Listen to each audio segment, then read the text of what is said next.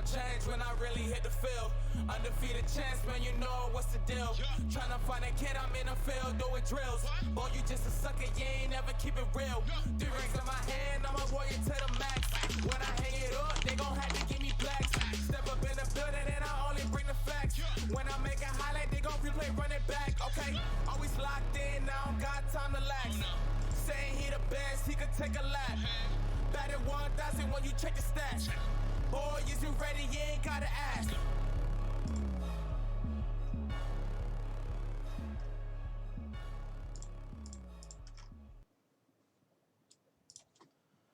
All right. We should now be alive. Welcome everyone back to, I'm going to say, the most scuffed episode of Hitting the Field, but we are going to make it work. Making sure it's live. Is it showing up live on anyone else's channel? Should be. Yeah, it's live. All right. So, I'm your host, Jaret Kappelman, and today I am joined by none only than Kyle Partain, the host of Might I Add, Chris Wolf, and Jeremy Brener. Gentlemen, thank you for joining me today. I know this is not the circumstances we wanted to be here under, but, you got to live, you got to adapt, and here we are to, provide a little content. So today I'm just going to start it out, and first off, I'm just going to basically give my opinion real quick on this coronavirus. It's delaying sports a lot. It's honestly a sad day in the sports world, like ESPN showing dodgeball and darts. Like, there's nothing on. But, I'm going to go ahead, throw it over to Jeremy Brener and let him, go into how coronavirus is, affecting sports. Yeah. Dude, it's nuts, man. I think that we take things for granted a lot. And I think that's what we've learned over the last couple of days, that we've taken a lot of things for granted. Obviously, I think the fact that everything is every live event is, or 99% of live events are being canceled right now. It's the right thing to do. As painful as that sounds, as much as we would have loved to be using today to talk about March Madness and the bracket, people do come first. This is going to affect a lot of us. In fact, all of us. People will die, and that's very unfortunate. But that's what comes first. And sports can be an escape for that. And even though we don't have that, I think that can be a very difficult part of this entire process, is not having sports as an escape. But we can still do what we can, and that's why I'm so glad to be here today to talk with you guys. And we got to do what we can. We got to adapt, like Jaret said, and I'm glad that we can do that today here. Four of us. And I'm going to go ahead and throw it over to you, Partain. I know this was your episode. You're supposed to be hosting the March Madness episode today. Yeah, I'll let you go ahead because I know this was really tough for you. Yeah, dude, it's a heartbreaking. The past week's been pretty heartbreaking for sports fans around the world, not just here in the U.S. Obviously, it's impacting everybody. There's no escape from the situation, unfortunately. At the end of the day, it pains me as a sports lover to agree with Jeremy that it's taken me some time to get on this train, but I do agree that this is the right thing to do. While the virus itself may not necessarily be a lethal issue for younger people, those who are playing in these sports, it certainly impacts everyone involved, and to that extent, people come first. It's heartbreaking to see because, again, the month of March is March and April are two of the best months in sports across the country. Whether it's March Madness, where we're talking about the Players' Championships in Jacksonville, where we're talking the Masters. There's high quality events going on all across the nation at this point in time. Unfortunately, it's not going to happen, and it's really, really, it sucks for everyone that loves the sport. It sucks even more for those playing the sport. I mean, if you're a senior, for the student athletes, that's brutal. I mean, let's just take. I know there's a common example, but let's just take Cassius Winston from Michigan State, for example. That's his senior year. That's it. Yep. There is everything he's worked for all these years for a chance to win a national championship, that's done. His Big Ten tournament, a chance to win one last tournament, done. You don't get to go out and do and accomplish those things that you were looking to accomplish. No, and you're that right. doesn't even take into consideration you don't get to play with your teammates, your family, your brothers. There is no tomorrow. That's it. Sadly to say, for the winter sports, there is no tomorrow. The NCAA decided to cancel tomorrow for them. Chris, I'm gonna go ahead and throw it to you. I know. I mean, you were looking forward to March Madness too. Go ahead. I mean, I feel for these athletes, and just like and going off what Kyle said about maybe a Cassius Winston, get players like Azubuike, like maybe using this tournament to maybe raise his draft stock for NBA, maybe get drafted higher. He doesn't get that chance now, and maybe the guys like Obi Toppin from Dayton. Like Dayton had a good chance to go to the Final Four this year. Yeah, and just like they couldn't do it, and it's just I feel for them, but I do agree this was the right decision because you don't the like NCAA, the NBA, the MLB. I mean all these things, all these sports leagues, and they don't need to put fans at risk or the players at risk. So because even though the younger people don't get the symptoms really, it's a lot less likely when they like symptoms or get the worst of it.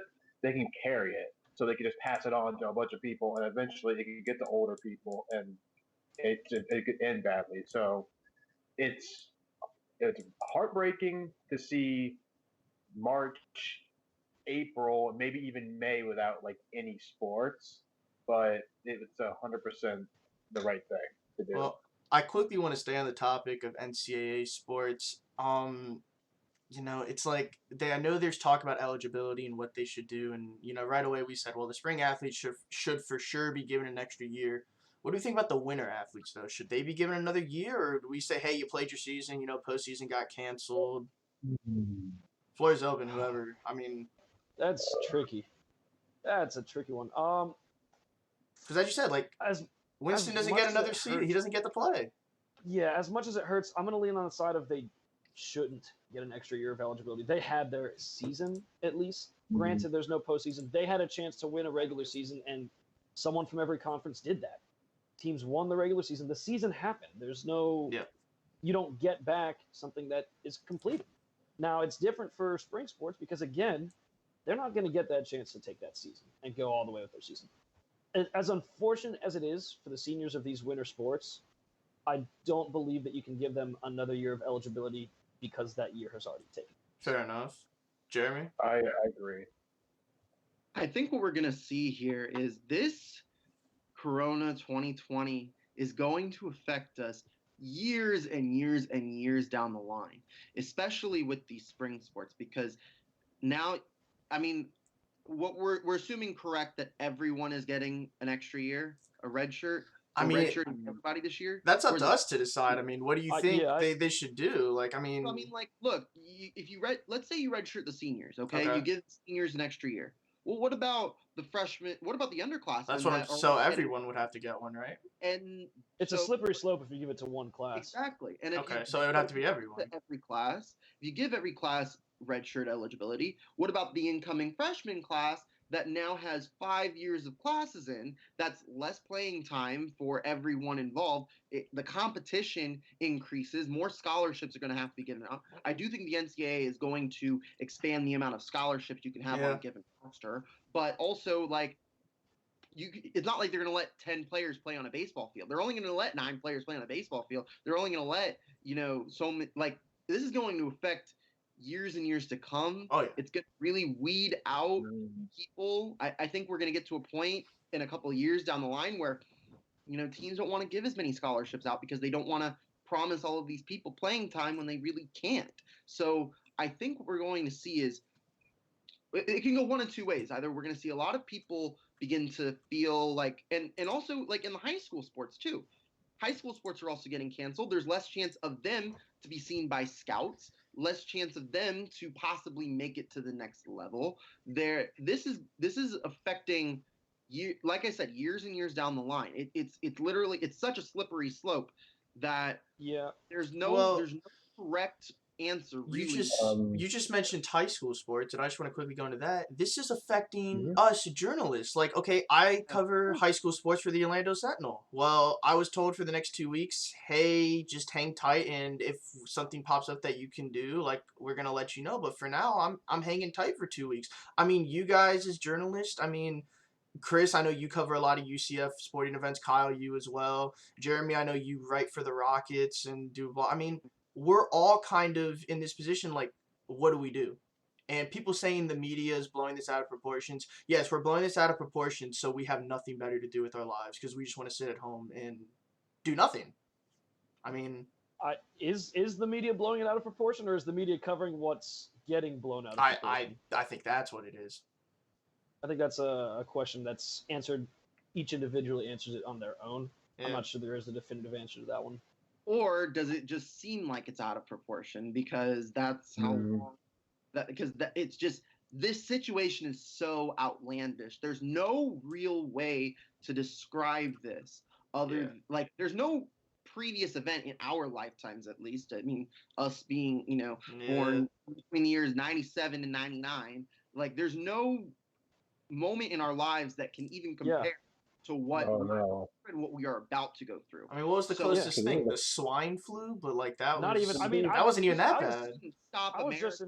Didn't stop the world. That's true. Yeah. No, I mean, I was just in Jacksonville over the weekend, and my parents are saying there's never been anything in their lifetime that's even remotely resembled this kind of situation. It is, to Jeremy's point, it's outlandish and it's unprecedented. And I don't know what that means for the next year, 2 years, 3 years of not just sports, of everyone. There's so many people and so many fields and so many areas that are impacted by this, and it may take a long time for things to get back to the way they were. Yeah, because it's like the first time that I've ever been told, "Oh yeah, stay home, do not go out." Like never in my life have I ever been told that. Like I'm just like, and it also affects us like just when we graduate from college. It's like we want to do sports jobs, but when there's no sports to cover at all, it's gonna take a while potentially to get jobs, and that's really, that could hurt some of us. I will say though, I actually think, Chris, to your point, to offer some kind of counter, I think when this kind of does blow over, I do think it'll be about 3 or so months. So let's just say we lose our entire spring. Mm-hmm. So you're talking mid-May? I'm talking. I'm gonna lose my whole spring. Oh boy. June. The whole spring. June. June. That's when. Okay, we're getting to June. Okay. Starts to think about coming up. Well, yeah. With the 8 weeks that the CDC recommended for groups of 50, it's at least, we'll say, that's basically till mid-May. We'll just say June. So yeah, June. So I'll use this as an example. So the last time that there was a sport that took a total leave of absence based off of an event like this was baseball during 9/11.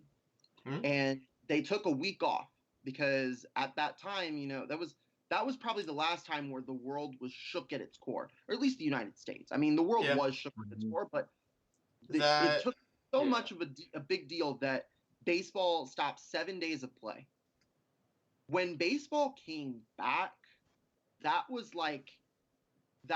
such a proud moment for Americans. Americans looked to sports to get back in the group. I mean, I'm pretty sure Mike Piazza's home run is a worldwide known sports moment. Right. I mean, would agree.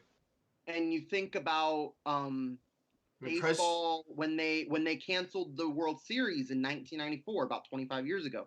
So when they came back, people were itching to get back, and I think sports is seen as this escape. Mm-hmm. And when people are away from their self-quarantines and when people are away, it's still going to be very difficult. We're still going to face a lot of difficult times. The economy is not going to be the same.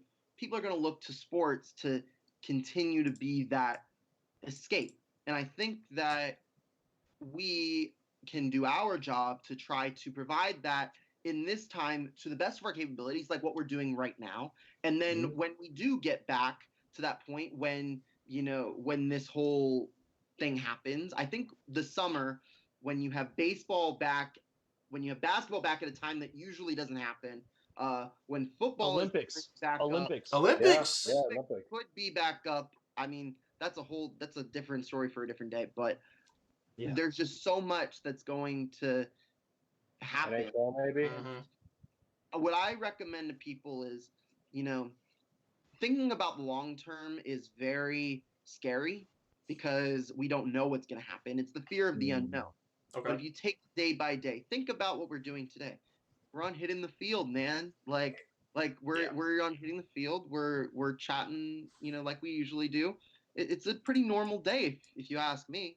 So I mean, yeah, it might be a little different. Yeah, we might not be in the studio where we want to be, but I mean, look, we're here Still with the doing our thing. We're just hanging, and I mean, I'm enjoying myself, and I recommend that people out there do the same. So while we're still on, talking about coronavirus, to me, it seemed like the sports world was waiting to become the statistic.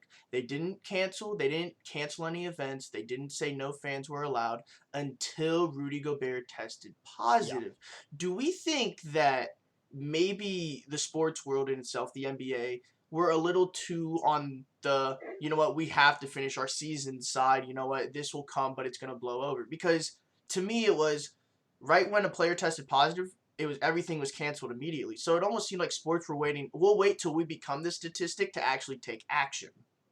Yeah, I mean, you don't want to be that preemptive, unnecessary cancellation or postponement. But the instant Gobert tested positive, that's a game changer because now it's not a hypothetical. Now it is a real problem that can spread through not only your team, through the other team, through the media, through the fan bases, and then that becomes not just a sports issue. And so again, yes, that was the domino that knocked over the other dominoes, Gobert. But it's all about not being preemptive, in my opinion. And I don't think anyone in any situation wants to be preemptive. Sports, obviously, we saw once one domino fell, they all fell within 24 hours, within 48 hours. And realistically, you look around the country, that's how a lot of industries have been over the past week. Kind of following that same pattern. It's not so I don't believe it's sports trying not to be a part of the statistic. I believe it's everybody not wanting to be a part of the statistic. Okay. Chris, you want to add to that? I mean, yeah, because I mean, you saw, like I was saying, I mean, you saw when Gobert did that, conference tournament's gone, NBA season gone, MLB gone, NHL gone. I mean, and then NCAA tournament was like one of the last things. Though I do get what I don't know if this is the exact reason, but my opinion is the reason why is because over 3/4 of their revenue comes from March Madness, and I think they were trying everything in their right mind to at least salvage something because they know that's most of their revenue for the whole year. Fair enough. For that one event, I might be why that was the last one to be canceled. I mean, yeah, that was. Yeah, that it was inevitable once the conference tournaments once they went down. It was inevitable. It was only a matter of time before the NCAA pulled the trigger. Well, the Big East was the last one, and I'm sitting here talking to my brother. I'm like, they're probably going to realize at halftime that everyone else canceled and then cancel their game. Sure enough, I'll tell you, I was watching that first half, Jaret, and it was so. It seemed unnecessary. It felt forced. It was a weird situation. I was watching that first half from St. John's. It was weird, and it did not feel like actual basketball. No, it did not feel because you know what's going on around, and inevitably you knew it wasn't going to make it past halftime. So why even put the players through that half and risk an injury? I didn't understand. You want him to call the game at the 12-minute commercial timeout? Like I think they just wanted. But why even play the game? Is what I'm getting at. At that point, everyone else but the ACC had called. Well, the issue is that there was small to no communication from the NCAA to the conference level. And that's the big picture issue. But I think common sense should have set in. Okay, once one tournament announced, everyone else should have closed. Because at the end of the day, these kids are not getting paid. If the professionals aren't playing, why are the amateurs playing? Yeah. Yeah. Jeremy, you want to add something to that real quick? I think we were talking about the NCAA originally as one of the leaders in this, and like, oh, we're not gonna have fans in this. The Ivy League was canceling, and they're like, oh, well, oh, look at the NCAA doing what the NBA should have done, and then the NBA canceled. And honestly, I think Rudy Gobert getting testing positive was really what started all of this. Mhm. And it was in a way a blessing in disguise. I agree with that. I agree with that. Okay. That really made people realize that, oh, this is something that we need to worry about. And then, minutes later, it's Tom Hanks has it. Oh, he's in Australia. Oh, here and there. And then it's just the last week has, in a way, it's just been such a blur. Just Okay. things happen at lightning speed. It's crazy. But I think in terms of, like what Chris said, March Madness is 3/4 of the revenue. And like they considered the 16 team tournament in Atlanta because it like the NCAA is going to lose so much money to this. And honestly, don't be surprised if they try to salvage something when all of this passes over. No, it's I done. would be it's shocked. done. Very hard. It's done. For There. spring by- sports, or for winter sports, I would be shocked if there's anything else. For I spring mean, For sports, spring, yes. you winter, may see Basketball, and what for half of a conference season for spring sports. You may see half the conference Hold season up, hold up, if it hold up, blows over by May. Don't I'm you? talking about just strictly March Madness. But don't you think they would have March said, Madness, "Hey, it does we're so much postponing the for tournament"? conference revenue, and it does so much for just for I'll tell you, there's revenue. Hold up, let I Jeremy say. think they might try to salvage something, even if it's like a small little like, hey, let's do a 16-team tournament, or like. I'm not sure it's possible. Okay, but here's the thing: wouldn't they have said we're postponing, not canceling all winter and spring sport championships? Don't you think their wording would have been different? That's Yeah, I mean, again, I'm looking from the journalistic side of words. You need to use the proper word. Accuracy matters, but like to me, it was, hey, we're done, we're canceled. Yeah, that's really what it was. I don't. There's no March Madness. There's no postseason tournament for these spring sport or for the winter it'll be sports. interesting to see now how the NCAA is going to recover from this in the coming years, because it's going to take years for them to get back to where they were. It might never get back to where it just is. 1 year of March Madness. I think what we could see is, we could see maybe even fewer teams in the NCAA or something like that. Or I think the biggest possibility for changes to the tournament is potential home game first and second rounds. That's the biggest potential change I could see. It's Because no, because that if you creates. postpone, you can't change venues. You can't change venues if you postpone the tournament because there's other concerts, other events. Well, you'd have to going do on that at these this year, venues. yeah. But for future But years, my point is, for the future, you can't run that risk. You have to know. You have to know that it's going to be able to be played, and the only places, the only venues, only arenas that are going to be available for multiple weeks at a time are these home stadiums, these home arenas. would be the ones that I they mean, own. 'cause, I like, don't taking a book out of the NIT, take a I'm page just out of thinking there. about like how much they'll be able to pay schools for winning, because if you win games in March Madness, that's a unit of You get money paid. you make for the school. So I don't know if schools will be able to. I don't know if the NCAA is going to be able to have 32. Look, there's 65 games in March Madness, so that's 65 units that you're handing out to schools. I don't know if they're going to be able to hand out 65 units of cash to schools that they want. They might have to cut NCAA March Madness to 13 teams, possibly. Like I said, it would be No. first and second rounds would be where they'd be held Hold home arenas, I believe. Kyle, I'm gonna let Chris add in. Chris, what were you trying to Yeah, say? absolutely. I mean, I thought you could say maybe take a similar page out of like the NIT formatting, maybe. Yeah.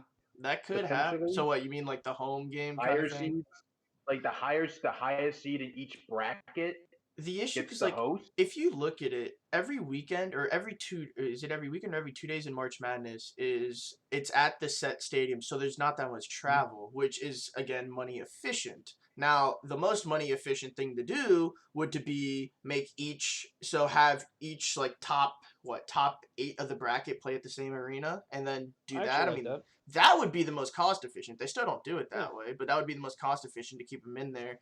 But the thing with the NCAA making money, I think they have enough money that they can afford to take this hit this year. But the thing for the future is if they do decide, which I don't think they said canceled, if they do decide to do something, in late June, a 16-team format, that's kind of screwed up because how many times have we seen a team outside of the top 16 win the tournament?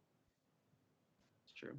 I mean, Yeah, I don't believe it would shrink to that capacity. Like if that's the case, we if never. they ever did anything, of course you put an asterisk on it, Okay. just because it's not the same. It's not March Madness where you're cutting the nets at the end of a 64-team tournament that's in March. But I mean, I just think that the NCAA is going to try to do everything they can to try to salvage any bit of cash that they possibly can. So if we want to run down March Madness like history, 2 years ago today, the UMBC Golden Retrievers became the first 16 seed to beat a 1 seed. We would never get that if it was just a 16-team bracket, because a 16 team that wouldn't mean much. The 16 and a 16-team bracket beat a 1.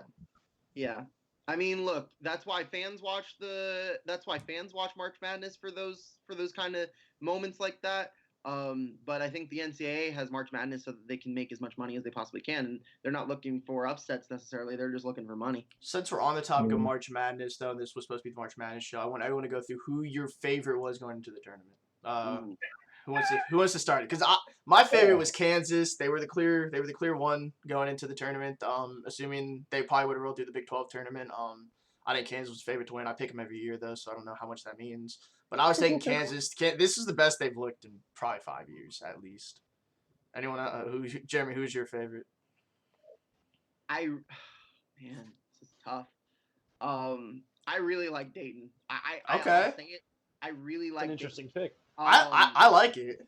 I thought that look, this year, I think what I was looking forward to so much this year with March Madness is that there wasn't a clear-cut favorite. So there was really so much up in the air with who could have, like, Kansas was very possible to win. I think Baylor, you could make an argument for Baylor. I think you can make an argument for Dayton. I think you can make an argument for Gonzaga. I think you can make an argument for so many different schools. And that's what was going to make this March Madness so exciting.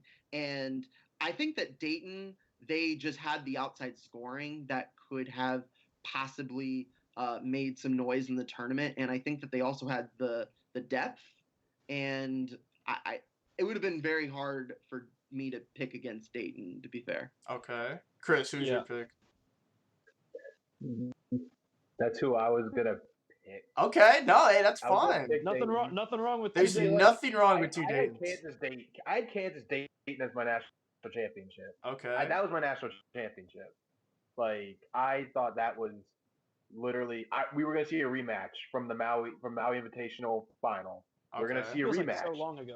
That was one of my. That was favorite what, games. week 2 of the season. That was the best game of the season. Probably. That was my favorite game. Yeah. Partain, you were supposed to host this episode, and you probably would have destroyed these two if they said that. But yeah.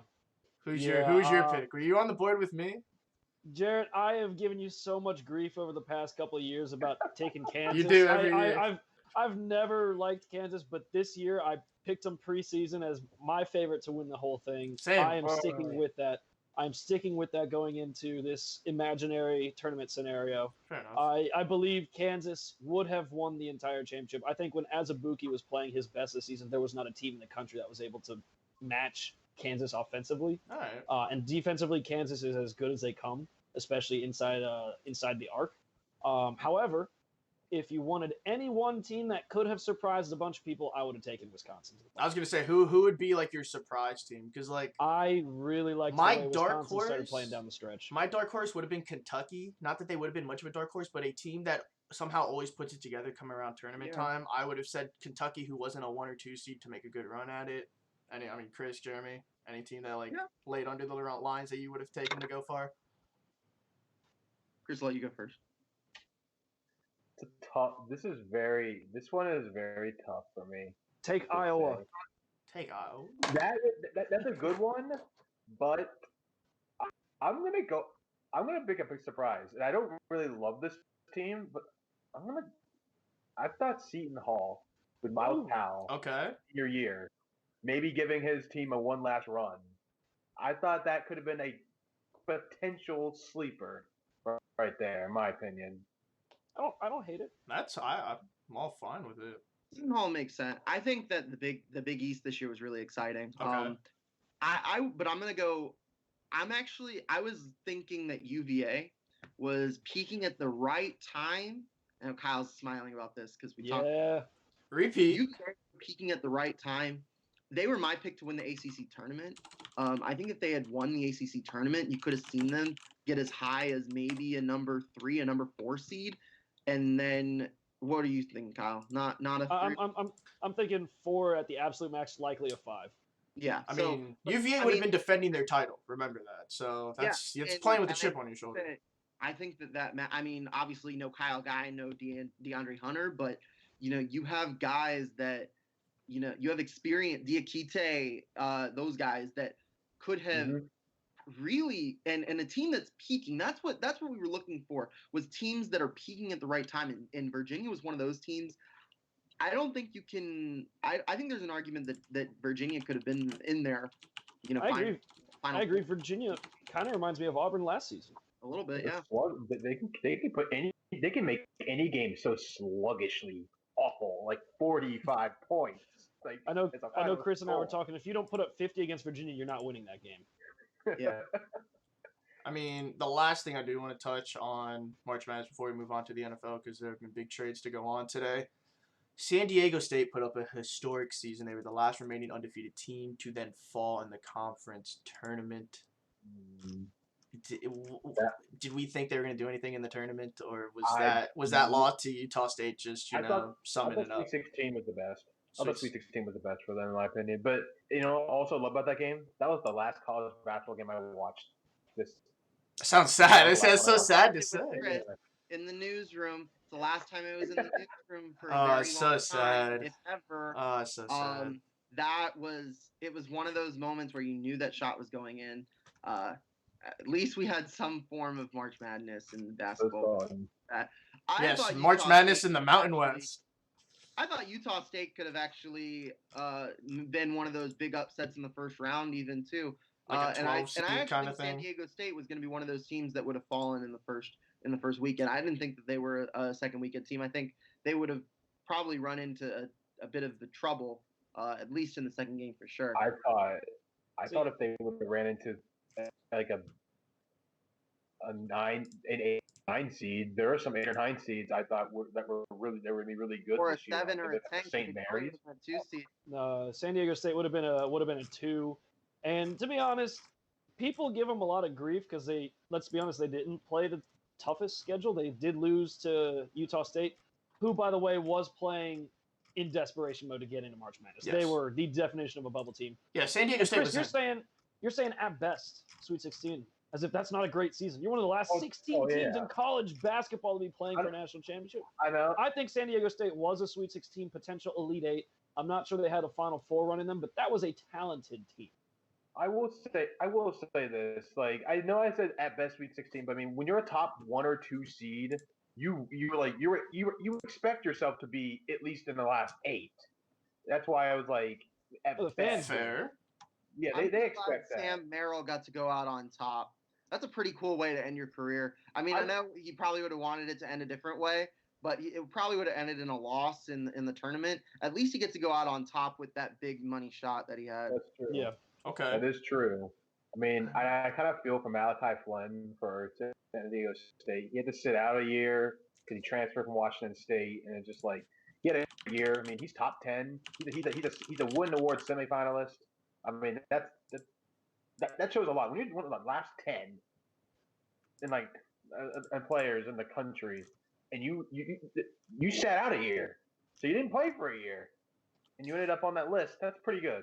Yep. Yeah, I mean, and also the women's side. I mean, there's so many storylines there. UConn finished conference in the American undefeated. They were looking to go make a run at the title. I mean, you have Oregon. Sabrina, not going to even attempt her last name. Sabrina Ionescu. I mean, she has historic numbers. I mean, Oregon could have been. I mean, this was looking like an open women's year, and we're never going to see it. Oregon has probably 3 of the top 5 picks in the WNBA draft that's going to happen in a couple weeks. Sabrina Ionescu would have been the first overall pick last year, and she wanted the revenge. She stayed. She stayed to play this tournament. Mm-hmm. And now look at us sitting here talking about not playing it. I'm just like Jaret, you talk about it being potentially the most open women's bracket ever, and I could not agree more. Which is what makes this one such a devastating. Oh, it sucks. Just missed call, or not missed call, but just missed opportunity to play this tournament. This is terrible. Because there were 5, 6 teams that could have competed for that. That's a lot. That's a lot for women. You got to That's- keep that in that's a mind. It's lot. usually I mean, 1 to in the 2. past, it's been It's UConn, Notre Dame, South Carolina, and Oregon, and Baylor. maybe I mean- Mississippi State. But like even then, you're like, oh, these 2 teams are way You're- ahead of the other 4. You're looking at Louisville. I mean, Baylor lost in the conference tournament. Are you? They lost their like 54 game. What was that? 54 game winning streak in big Yeah. football play. It was the most open Something? the field has ever been, and I think it really, really sucks for a lot of athletes because that could have been the best women's bracket we have ever seen. All right, guys. Truly believe that. Any closing thoughts on coronavirus, sports, anything before we jump into the NFL? Anyone? Stay safe. Wash your Yep, hands. stay safe. Well, Yeah, stay safe.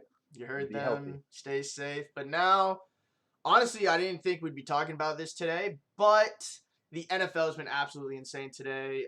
Trade deadlines galore. We're gonna start with the number one that hits home to someone directly above me. Yeah. So I'm gonna look at my other monitor. That's why I'm looking around. DeAndre Hopkins has been traded to the Arizona Cardinals in exchange for David Johnson. There was also both teams exchanged 4th-round picks, and the Cardinals also included a 2nd-round pick in that package. I'll go to Jeremy last. Kyle, Yeah. Chris, who wants to start first? Chris, that is all you, Who my guy. Who wins this trade? And It's why is it terrible for- Arizona. Okay. Arizona wins this because you have now the successor of Larry Fitzgerald on your team and DeAndre Hopkins. You got rid of a running back in David Johnson that was getting hurt all the time.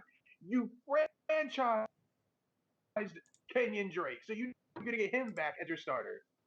You just sent him away. You sent that money away from David Johnson. You're going to use it on somebody that will actually help you and help a young quarterback in Kyler Murray. And you didn't give up a lot for an all-pro wide receiver, top 3 wide receiver in the league. I mean, I don't know what was going through the minds in the front office of the Texans. I don't know. That's, I couldn't agree more. I really couldn't. Kyle? I think it's a little more even of a trade than you're giving it credit No, it's for. not. David Johnson doesn't stay healthy. Do not get me wrong. Arizona wins this trade. There is no denying that in my mind. But I don't believe it's as sloppy of a decision as everyone seems to think. I think Houston gets it is a deep wide receiver class. I think a 2-second-round pick, you're picking up someone really nice from the wide receiver core. Again, David Johnson, when he's healthy, yeah, he's what, top 15 in the league, last you'd say? 3 seasons, David When he's Johnson healthy. has When he's only healthy. played 30 games in the last 3 No, seasons. and I agree that is an issue. That is a serious issue. For a When he's player, healthy, for the he's best wide an receiver in the NFL, the best wide receiver in the NFL, the best, you are trading for a player that has played on average 10 games a season in the last 3 years. I'm not arguing that Houston won this trade. I'm arguing that it's not as sloppy of a decision and as sloppy of a trade as everyone thinks it was. I really do think Johnson, when he's healthy, is an effective running back. He's not an all-star talent, but he is good at what he does, and that's ground and pound and make the small yardage count when you need it. You get several early draft picks, a 2nd round, again, deep wide receiver class. Are you going to pick up another Hopkins? Probably not. The odds of picking up another Hopkins through the draft. You didn't even get a 1st-round pick for the best wide receiver in the NFL.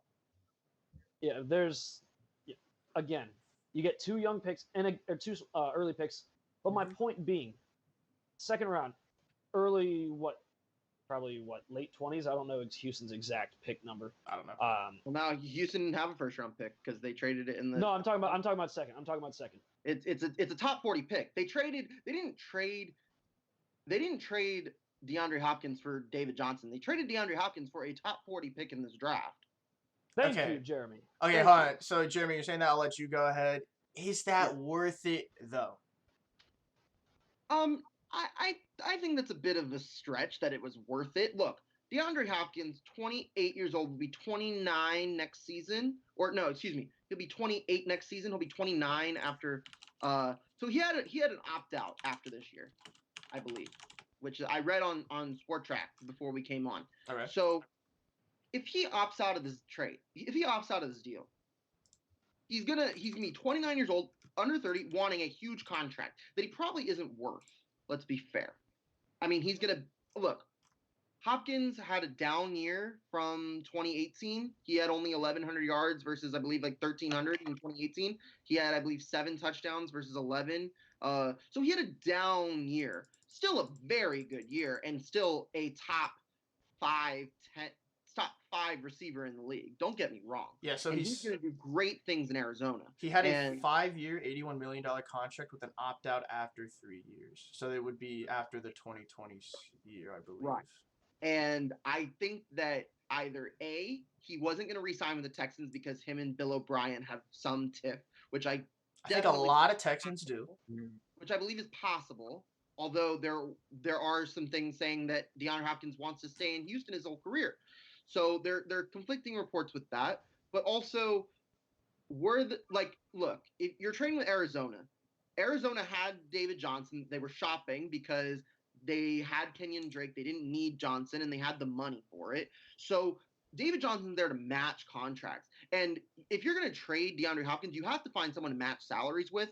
I feel like you can't do much worse than getting David Johnson. The Texans did need a running back. He fills a need there because Carlos Hyde is not going to be a Texan next year, and Duke Johnson's not a 3-down back. David Johnson and Duke Johnson, that's probably one of the better running back tandems in the league. But that's not the point here. They traded DeAndre Hopkins because they wanted to get something out of him. And either A, rumblings were going to come out that says that he wants a trade, and that would have diminished his trade value even more. Yes, they didn't get a first-round pick out of him, but they got a high second, which they can get a first-round talent in. They have enough picks to where they can trade up now, possibly into the second round. Look, I'm not defending the Texans for the trade. I still don't think that you make this trade. The Texans gave away one of their best players. This trade doesn't make the Texans better. Let's get that straight. It doesn't make them better in 2020. But I'm definitely a little more optimistic about the trade right now than I was when the news broke. Because obviously when the news breaks, you're so get rid of DeAndre Hopkins. And obviously, why would you get rid of DeAndre Hopkins? He's a top 5 receiver. But if you think about it now that, you bring up, he would have been gone from the Texans in 2021 anyway, and at least they got something for him rather than just a comp pick. Yeah. And I mean, look, the it's just so frustrating because obviously, the Clowney trade, you thought didn't make a whole lot of sense. Thanks for doing that. You ruined my season because of that. I mean, if you look back. I mean, the Cardinals ruined my season. Fair enough. Not as bad for the Texans as it originally was, and I hope that that's the case here with this trade. Okay. Obviously, I love DeAndre Hopkins, and I've definitely considered moving my fandom to the Cardinals. But I am from Houston. I will be Houston till the core, and as much as I don't like this trade, I understand it. And I don't have to like it. I don't like the trade. Don't get me wrong, but I do understand it. All right. I'm scared of Arizona right now. I'm not. They're still Arizona. They're still Arizona. They're still but they are getting pieces to where they can. They're getting pieces. They're still a ways from legitimate. They still have to run through what's that division? Seattle, Rams, and The Rams might swap the Cardinals as the worst team in the division. There's still Seattle and San Francisco are still 1 and 2. There's no question. Yeah, the defending NFC champs. There's no questioning that San Fran and Seattle are 1 and 2 in that division. There's no questioning that. The Rams may trade Brandon Cooks. LA's gonna Cooks trade is Brandon terrible Cooks all season, that's for sure. I mean, who knows? Stephon Diggs may be on the move too. Well, here's the thing: Diggs is for sure on the move. Alshon is for sure on the move. Cooks is likely on the move. And I'll be honest. I don't know about Diggs yet. Diggs is I for think sure he wants out, but I don't think that necessarily means I think Diggs is probably out. Something I want to see what happens. I mean, you have AJ Green who just got tagged, and then Julio Jones has a weird relationship with the Falcons. It's like love-hate. I feel like every receiver has a weird relationship with their team if you think about it. Fair enough. You thought that DeAndre Hopkins had a good relationship with the Texans. And look, now he's gone. Well, I do want to move on to another trade that came through. It was tight end, former first-round pick Hayden Hurst, was traded for Hayden Hurst, a 4th-round pick, to the Falcons for a 2020 second-round pick and their 2020 fifth round That's a good pick. trade. I don't even know where to start with this because we made fun of Carl when they drafted Hayden Hurst, but does this make sense considering that earlier in the day we found out that Austin Hooper was leaving Atlanta to go to Cleveland? Yeah, it's not.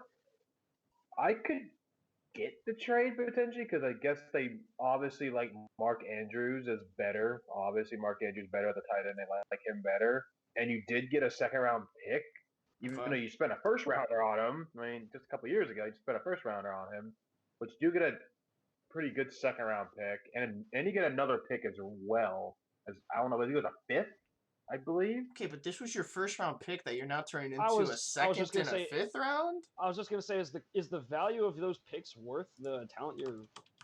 It depends. It depends on who they want in the draft. You get that because you get second round picks. I mean, it depends. It depends on what you want in the draft. So they The drafted Ravens are kind of Hayden pretty Hurst and taken after big names in Calvin Ridley, Sonny Michel, and then they later traded the Eagles and got Lamar Jackson in the first round. You could have had Calvin Ridley if you're just gonna get rid of Hayden Hurst. Oh yeah, I think a part of it is just I think Mark Andrews being on this team after that. I think they figured that they like him better. That's probably what happened in my opinion, and he's getting paid less money. The thing is, though, yes, Austin Hooper's a tight end, and yes, Hayden Hurst is a tight end, but they play the position totally different. Let's get that straight. Okay. You might as well put Hayden Hurst as a sixth offensive line because that's how the Ravens used him. He's not a receiving tight end. He's not the kind of guy that's going to do what Austin Hooper did and go and get you 800 yards in a year. He's not that kind of guy. I think it was kind of weird, to be honest. I think that, what the Falcons will do is they'll try to do similar to what the Ravens did, and they'll go and get a tight end in the draft, and then they'll pair him with Hurst so that they can go and get – because the thing is, it's just you're comparing apples to oranges. Yes, it's tight ends, but it's apples and oranges at the end of the day. And to me, I get why you made the trade. I didn't agree with it. All right. Do you need to make that trade right now? Like, is that a trade that you have to make if you look at that organization at this moment? Was that a draft pick you had to make 2 years ago? Right. None of this is making, as far as the organization goes. Trade a first round pick in 2 years. That's a total fail. For not a first round pick in as return. far as this organization is concerned, I'm impressed they got a second. I'm impressed that they finessed that. This is just not. They got as much as they not did. good use. Hopkins. That's pretty good. Yeah. Well, something else I want to Yeah. jump over. Yeah. Tom Brady's free agency has been the headline of this NFL offseason. Reports on it, the 49 that he wanted to go to San Francisco, but they wanted to stick with Garoppolo. And then there was also reports that he was interested in Tennessee, but yet Ryan Tannehill signs this monster contract for being, and I'm going to quote an earlier episode from Hitting Field, being the most efficient in his role in the postseason. Ryan Tannehill was the most efficient in his role in the postseason last year, and he gets rewarded with basically, what was it, $30 million a year? Was it like 118 over 4? Who said that? 9.7. Who said what? Please, Jaret. Who said that quote? That he was the most effective in his role? I said that. All he had to do was hand the ball off to Darren Kennedy. Tell me who did it better. Who handed the ball better off to Darren Kennedy? Oh my lord! Look, if I got paid $91 million to hand it off, that's awesome. Back, I wouldn't be here right now. That's good for Tannehill, dude. Yeah, good for Tannehill. So, okay. Second big contract. Does he deserve that? Yes or no? Just yes or no. I just want a yes or no. Because that's going to lead to my next question. You made it to the AFC Championship. I don't know if he's shown enough consistency throughout the career to pull several seasons like that together and string them together. So I don't know if he necessarily deserved it. But hey, good for him for getting it. Chris, yes or no? Did he deserve it? He deserved a good amount, but not that much. Okay, Jeremy, did he deserve that? Yes or no? No. Okay, no. So this is going to lead to my next question. Did the Titans screw up by not trying to pursue Tom Brady? No. No? They're looking for the future. So then where is Tom? I agree with Chris. Where's Tom Brady's future then? It's not much longer in the NFL. I'll tell you that. It's probably 3 seasons max in the league. Does he stay with New England? I see an LA Chargers up there. I see him sticking with New England. New England, LA, Chris? Tampa. To Wow. me, Way I'm to on go, guys. I'm on the New England boat right now, just with everything that's happened. I'm on the New England boat for 2 more seasons, and that's it. Dude. There are reports coming in that the Bears are interested in making a quarterback change, and current reports are some of Teddy Bridgewater, which I think could be the future quarterback in New England if Tom Brady were to leave. But there's also reports that they are interested in Andy Dalton or Nick Foles. Now, teams have been very adamant with Nick Foles this offseason, but the Jags are not budging. Let me reiterate that. The Jags have not been budging on getting rid of Nick Foles. Kyle, I know you want Nick Foles out of there. Nick Foles will always be one of my favorite players just for what he did for Philly. Jeremy, I'm going to start with you. What do the Bears need to do? The Bears, honestly, they need to do something different. Whether that's Bridgewater, Coaching, quarterback, is it? This is what they need to do. Honestly, I'm going to throw out a different scenario here that I think makes the most sense for them. Get Marcus Mariota. And here's why. I still think that you can get – I think Trubisky still might be their best option. And that I might get some flack for that. I said Mitch deserved 1 more season. Let him finish contract. What I think you should do is do what you did with like the Titans did last year. You got Tannehill to push Mariota, right? Mm-hmm. And he pushed Mariota so far, he pushed him out of a job and into $91 million. But hey, that move got the Titans to the AFC Championship. So if you put enough pressure on Trubisky, you're like, hey, Mitch, like your hook is real small. We're gonna get a quarterback that could easily supplant you as the starter.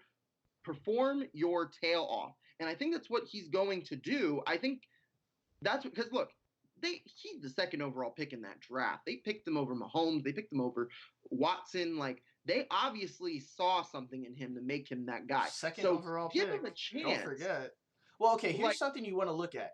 2 years ago, they were a kicker away from beating the Eagles and going back into LA against the Rams in the playoffs, and the Rams didn't look that great against the Cowboys, and the Bears were better than the Cowboys that year. They could have been sitting in an NFC Championship against the Saints, and it's a completely different storyline, but, you know, they missed a field goal, which was the story of their life all season. They could have had a first-round pick if they had a field goal kicker that year. Yeah. That's Chris, Kyle, what do you think about the Bears? Yeah, I have to agree with Jeremy on this one. It pains me that they shouldn't go for Foles, but who should at this point, to be completely honest?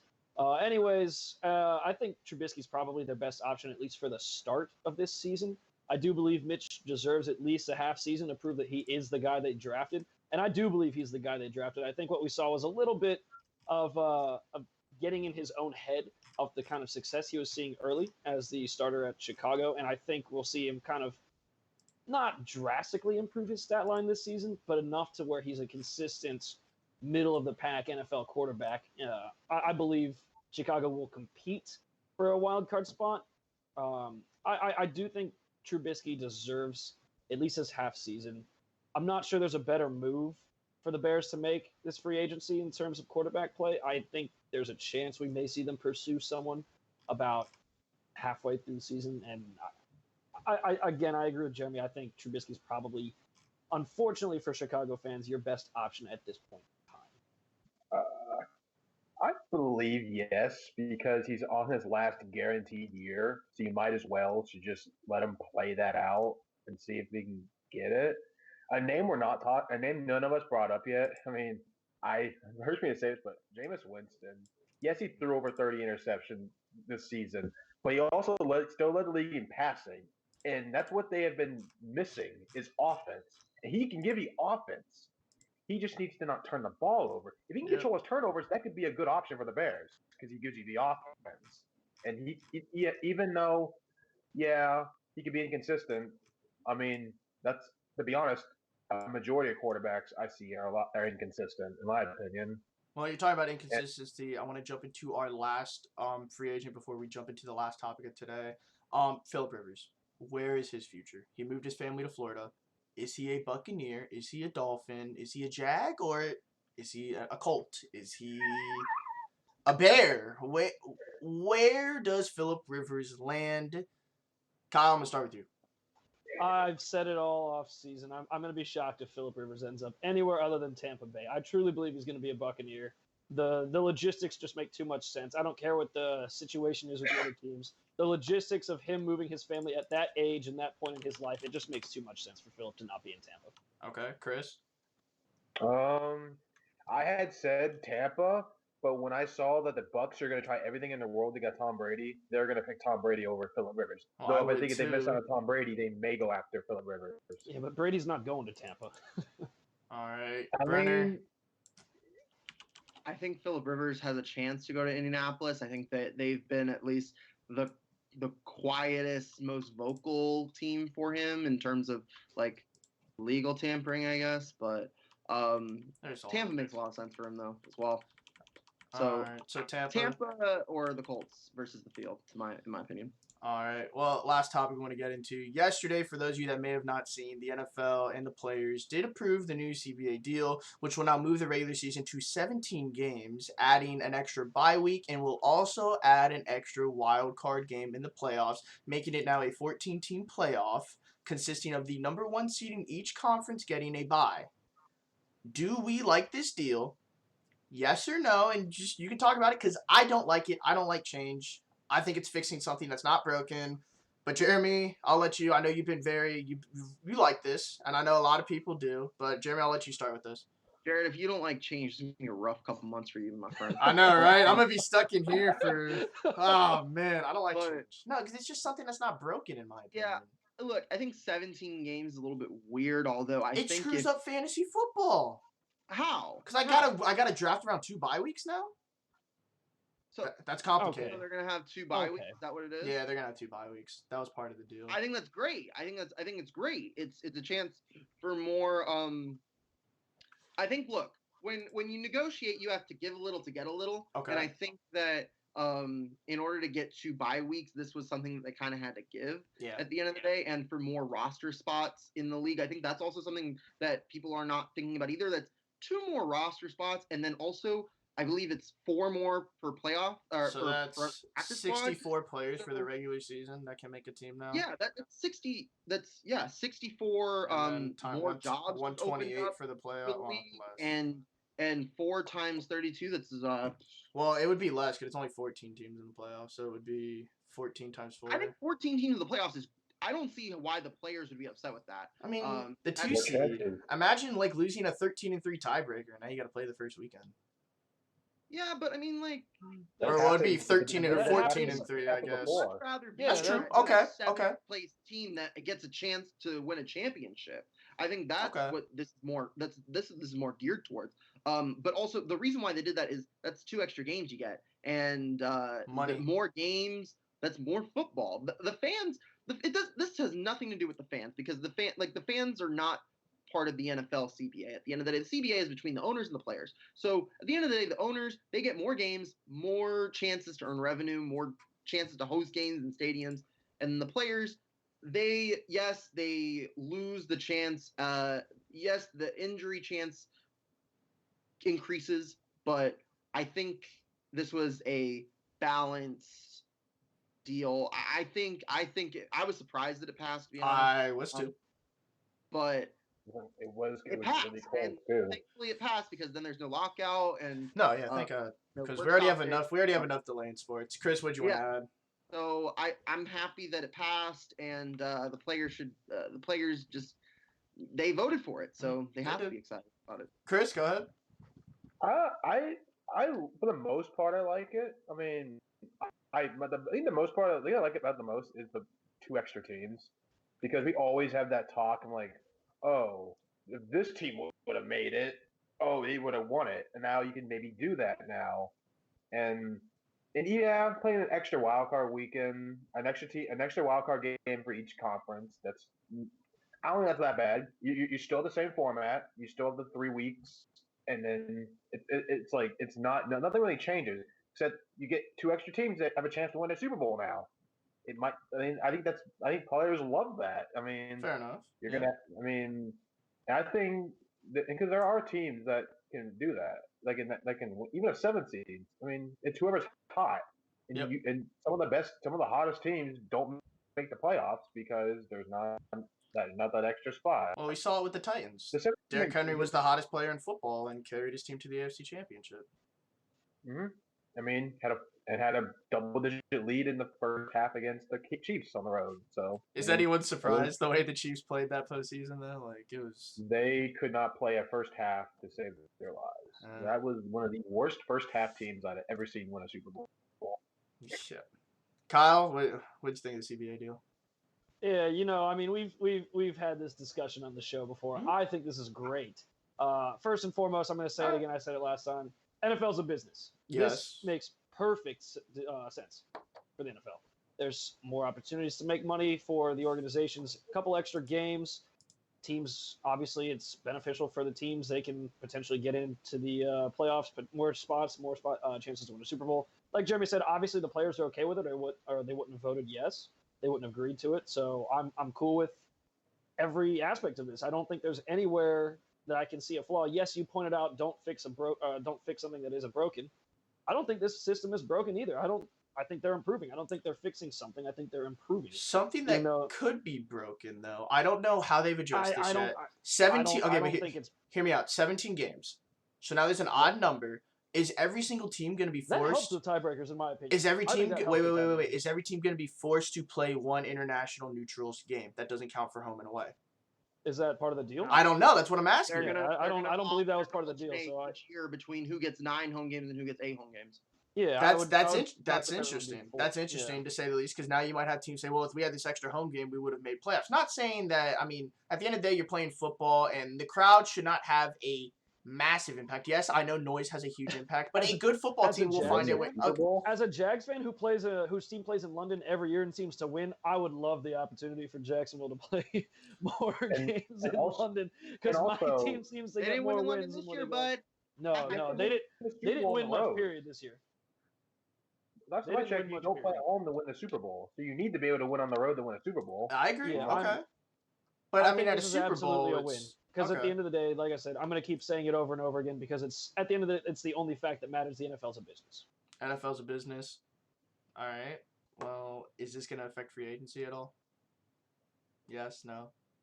Maybe a little. Maybe. I mean, it's a business deal. I mean, Brady. I mean, see, the thing with Brady is media flips a coin every day. Heads, he's staying. Tails, he's leaving, and that's what they run with that day. And the future of the NFL will be different, because these players are contractually signed to 16 games. They need to figure out how to make this work for 17, which I'm sure they will. Everything's going to work itself out. But we are right at over the hour mark. I said we'd be an hour. Anyone have any closing thoughts on anything we talked about today? Jeremy, I'll start with you. Yeah, Jaret, check your phone. With breaking news. I don't know. Can you just say check my computer? I have everything open on my computer. Well, I'll just. Do you want me to say it? I'm looking. Breaking news. DeForest Buckner to Indy for the 13th pick. DeForest Buckner. Wow, yeah, you gotta tell me to look at my phone. I don't look at my phone during the show. We're busy talking. Excuse. Okay, well, the show will not end.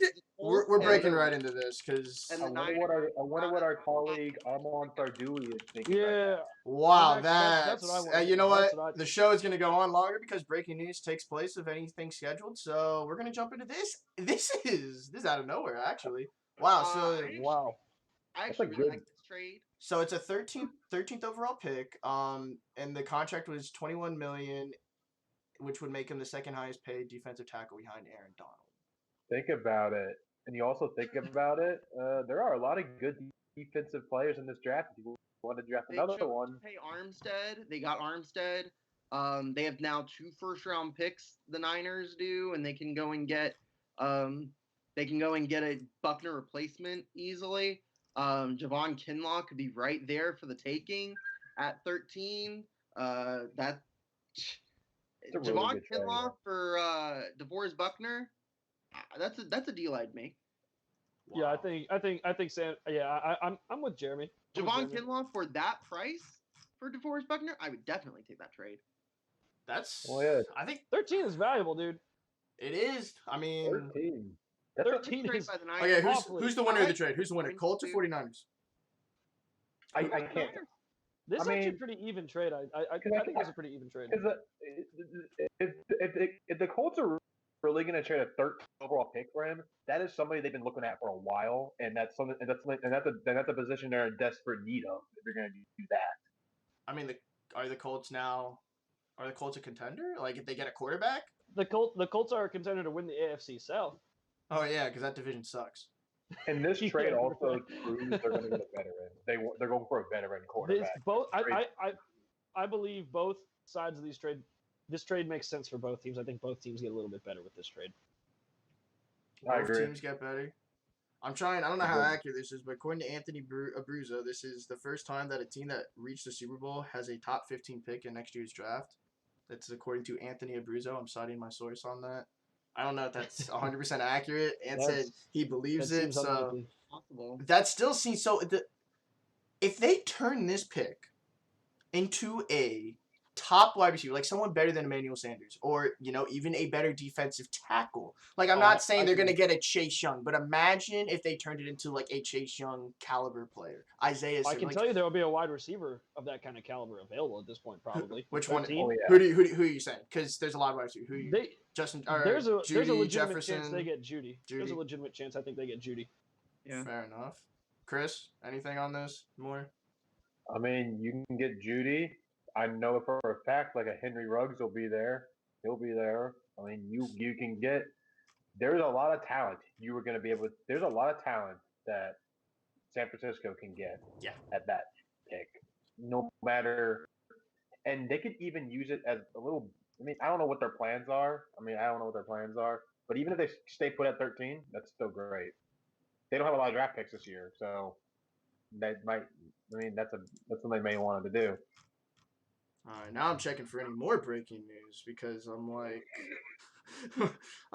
let's see. I'm checking this out. Without second, third, or fourth round picks, the 49ers are likely to shop one of their other first round picks for later picks in the draft. I could see that happening as well because some of the best players come late in the draft. Fair enough. Best in this draft. Oh yeah. So now, are there any closing thoughts before we sign off? Unless I get more breaking news, and I'll cut you off. I think that these next couple months are going to be very interesting. I just hope that everyone stays safe. I think for the seniors, it's tough to go out like this. Red shirt HTF year. But we're definitely going to do everything that we can to bring as much HTF as possible. The HTF podcast will still continue. The Hitting the Crew podcast will continue. We're hoping that we can get Taking Out to the podcast to still continue. So be on the lookout for that. It may feel like the end, but it's far from that. No, this is just the start of showing that we're more than just a student on TV. Like, we care about this. We took time to actually think of a way that we could still provide content. I mean, this has been in the work for a couple of days, and I'm glad we were able to make it work. Kyle, I know, might I add, we can figure out a way to record that. It's kind of hard with no UCF sports. It's difficult. I don't know. To your point, I'm not sure exactly what that would be about at this point. But a closing. We got a lot. Yeah, there should be. We'll probably put something out. Just at least a season finale for might I add. It's something. Like reminisce on a lot of history. We can look back on like the perfect season or things like that. Yeah, there's stuff to talk about. We're recording it up there. And that's what I think. What we're going to see from a lot of sports talk in the next couple of weeks. I think this NFL free agency definitely helps. It gives people a lot of current stuff to talk about. I think what we're really going to see now is how important people are and how much we really are connected as a universe, which that is, it's pretty powerful. So I say just, stay safe, focus on what's important, but also realize how grateful you are for what you have. I think that's what we're going to do over the next couple months. Yeah, I'm going to mirror that a little bit. Stay safe for sure. Stay sane. That's another big one. Don't drive yourselves crazy. That's true. The world is not ending. Not yet. There's a lot happening. I get it. Go go enjoy yourself. I know it may be difficult with things not being available, things not being around, but there are people to hang out with. There are activities and tasks to be done. There's hitting the field to still keep up with. We're certainly not done sending you guys content. It's time for people to be versatile, and I think this is a really, really interesting couple of weeks, couple of months for everyone to realize just what all you can do, not only for yourself personally, but for yourself professionally. And I think this is a big time to be versatile, take risks, but don't be dumb, obviously. Chris, anything?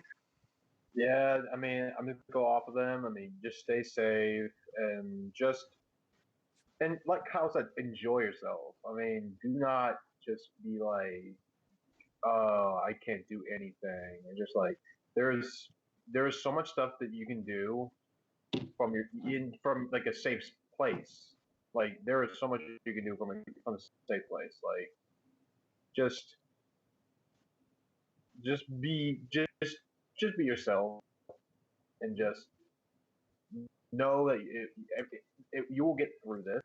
And we are not. I mean, yeah, we're not gonna stop giving you content because that is what we might want to give you a little more. Who knows? Yeah, we'll see. I mean, we can always think of stuff to talk about, and the NFL is going to be this crazy every day. We'll have plenty of content, but just remember, enjoy your time with family. Like I really haven't been around family much for the last 7 months, and hey, I'm home for like the next 2 weeks at least, and we're gonna enjoy it.